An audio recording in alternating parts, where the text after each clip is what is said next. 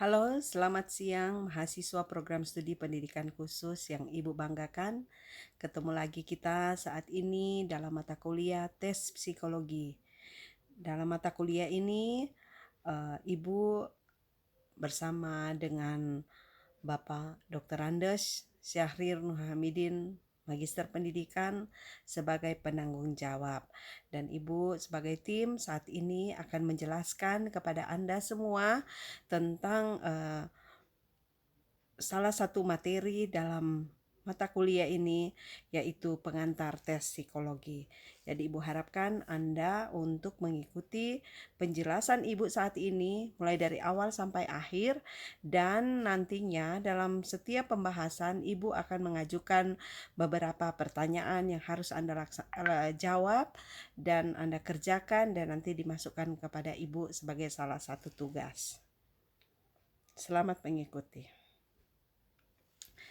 Jadi pada kesempatan ini Ibu akan menjelaskan kepada Anda semua tentang pengantar tes psikologi menyangkut pengertian atau definisi dari tes psikologi, juga prinsip-prinsip dari tes psikologi, tujuan mengapa kita perlu memahami tentang tes psikologi, dan juga mengenai jenis-jenis tes psikologi. Nah, secara umum tes psikologi ini bertujuan untuk memahami kondisi mental dan perilaku seseorang berdasarkan kaidah-kaidah psikologi. Jadi, secara umum, tes psikologi ini bertujuan untuk memetakan kondisi elemen-elemen utama dari kondisi psikologis manusia, baik itu seperti perilaku, seperti kesehatan mental manusia itu sendiri, bagaimana kepribadiannya, bagaimana IQ-nya, bagaimana kecakapan-kecakapan yang dimiliki oleh manusia tersebut, serta bagaimana jika seandainya manusia itu mengalami suatu masalah bisa dipecahkan, dan bagaimana kemampuan beradaptasi dari manusia tersebut. Itu semua bisa dilihat dari tes psikologi. Nah, tes psikologi ini biasanya dilakukan untuk beragam sesuai dengan kebutuhan, ya. Apakah itu untuk mengetahui IQ seseorang ataupun kepribadian seseorang. Jadi jenis tes yang akan diterapkan itu ditentukan sesuai dengan tujuan yang ingin dicapai. Nah, saat ini Ibu akan menjelaskan apa itu tes. Apa itu tes psikologi? Jadi kata tes itu berasal dari bahasa Latin, yaitu testem. Artinya adalah alat untuk mengukur tanah. Jadi pada zaman dahulu tes itu berasal dari bahasa Latin yang kemudian ke bahasa Inggrisnya test, dan ditranslate ke bahasa Indonesia yaitu tes. Nah, dalam bahasa Prancis kuno, kata tes memiliki makna yang digunakan untuk membedakan antara emas dan perak dari benda atau logam-logam yang lain. Namun, dalam perjalanan waktu, lama-kelamaan arti tes menjadi lebih umum dan digunakan dalam berbagai disiplin ilmu, termasuk dalam ilmu psikologi. Jadi, tes psikologi. Nah, secara umum, tes psikologi adalah metode dan serangkaian instrumen yang dijalankan untuk mengukur aspek-aspek yang tidak teramati secara langsung pada manusia yang menyangkut aspek psikologis.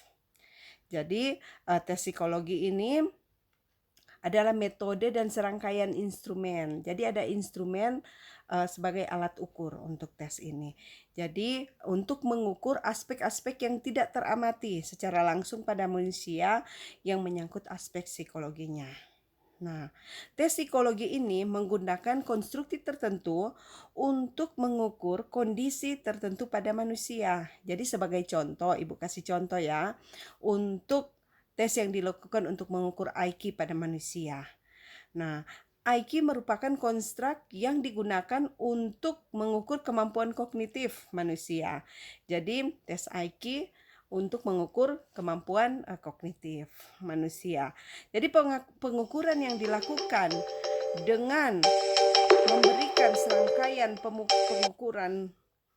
serangkaian tugas meski tidak harus yang dikerjakan oleh klien, alat ukur dengan standar tertentu akan menggambarkan situasi pada aspek psikologis tertentu. Jadi seperti itu. Nah, sekarang Ibu akan jelaskan kepada Anda semua mengenai apa sih tes psikologi ini menurut para ahli. Nah, jadi seperti yang Ibu jelaskan tadi, dalam disiplin ilmu psikologi, kata tes awalnya digunakan oleh pakar psikologi yang bernama G.M. Cattell pada tahun 1890. Nah, bagaimana dengan saat ini? Nah, ternyata dengan perkembangan ilmu psikologi saat ini, ada banyak ahli yang memiliki pendapat yang beragam tentang makna dan pengertian tes.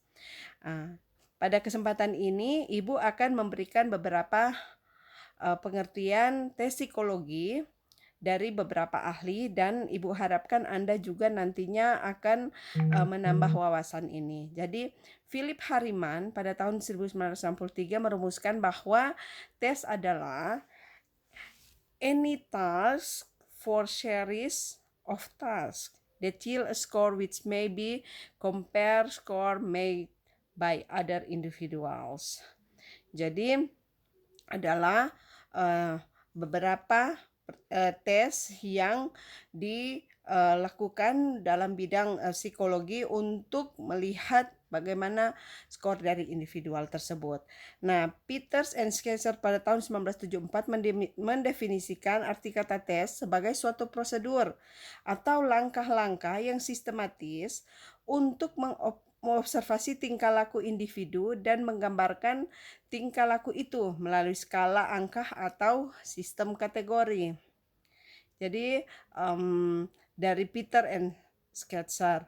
Nah, dari Sumadi Suryabrata pada tahun 1994, dia mengartikan bahwa tes merupakan pertanyaan-pertanyaan yang harus dijawab dan atau perintah-perintah yang harus dijalankan yang berdasarkan atas bagaimana testi menjawab pertanyaan-pertanyaan dan atau melakukan perintah-perintah itu. Selanjutnya, penyelidik mengambil kesimpulan dengan cara membandingkan dengan standar atau testi yang lain. Jadi seperti itu. Nah, Ibu sudah menjelaskan kepada Anda beberapa pengertian tes psikologi menurut para ahli. Nah, sekarang Ibu kasih tugas buat Anda, mahasiswa yang mengikuti tatap muka kali ini. Coba Anda sebutkan beberapa pendapat para ahli mengenai pengertian tes psikologi. Jadi sebutkan beberapa pendapat para ahli tentang definisi atau pengertian tes psikologi. Itu tugas yang pertama untuk tatap muka ini. Oke? Mohon dicatat. Nah, sekarang kita masuk pada tujuan tes psikologi.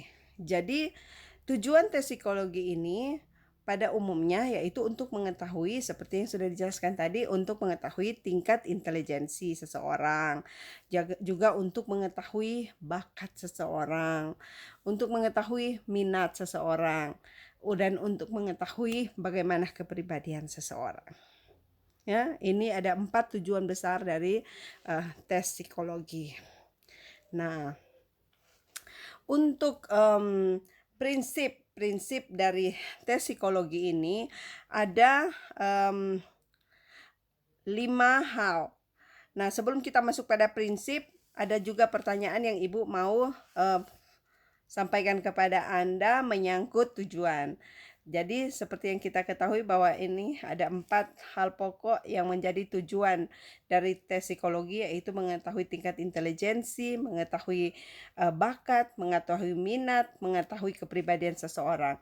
Nah, pertanyaan Ibu sekarang, coba Anda kaji sebagai mahasiswa calon guru pendidikan bagi anak berkebutuhan khusus, apa relevansi dari tujuan ini bagi Anda dalam mempersiapkan diri sebagai calon guru anak berkebutuhan khusus. Mengapa kita sebagai calon guru anak berkebutuhan khusus perlu mengetahui, perlu untuk memahami tingkat intelijensi dari peserta didik, mengetahui bakat, mengetahui minat, mengetahui kepribadian dari anak berkebutuhan khusus.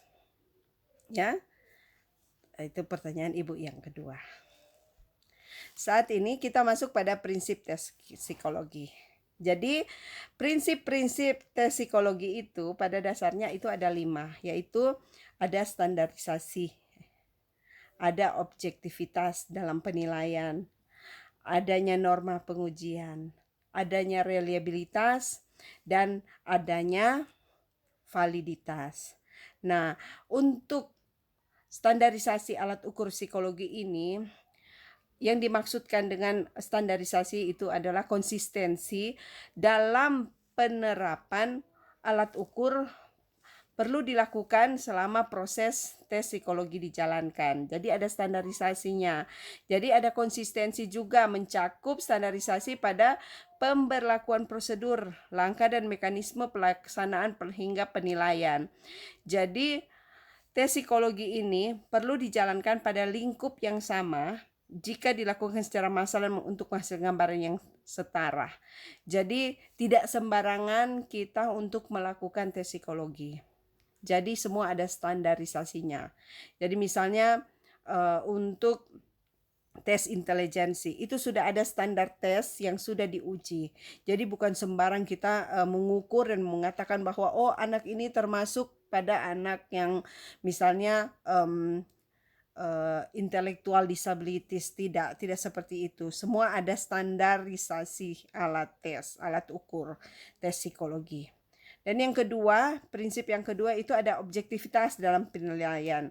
Nah, yang dimaksudkan dengan objektivitas dalam penilaian ini yaitu dalam tes psikologi ini kita harus menghindari hal-hal yang bersifat personal. Jadi subjektivitas kita harus hindari ya. Jadi nilai-nilai yang bersifat bias perlu dihilangkan pada fase penilaian. Jadi dengan prinsip ini penilaian dilakukan dengan cara sama untuk memperoleh hasil yang objektif untuk setiap orang. Jadi ada standar objektivitas. Jadi misalnya Anda sebagai guru melakukan tes psikologi bersama-sama dengan psikolog dan Anda karena sudah kenal dengan anak ini biasanya seperti ini. Jadi itu yang sudah Anda taruh dalam pikiran Anda, akhirnya penilaian Anda menjadi subjektif. Harusnya kita sebagai guru ataupun sebagai orang yang melakukan tes itu harus tetap memegang standar atau prinsip tes psikologi yaitu objektivitas dalam penilaian. Jadi hindari hal-hal yang bersifat subjektif. Yang ketiga itu adanya norma pengujian. Jadi hasil umum dari pengujian itu pada kelompok besar juga yang mencakup hasil pengujian pada individu. Nah, itu dapat diperbandingkan dengan hasil pada kelompok lainnya. Jadi proses perbandingan ini perlu mempertimbangkan kesamaan karakteristik pada masing-masing kelompok yang akan diperbandingkan.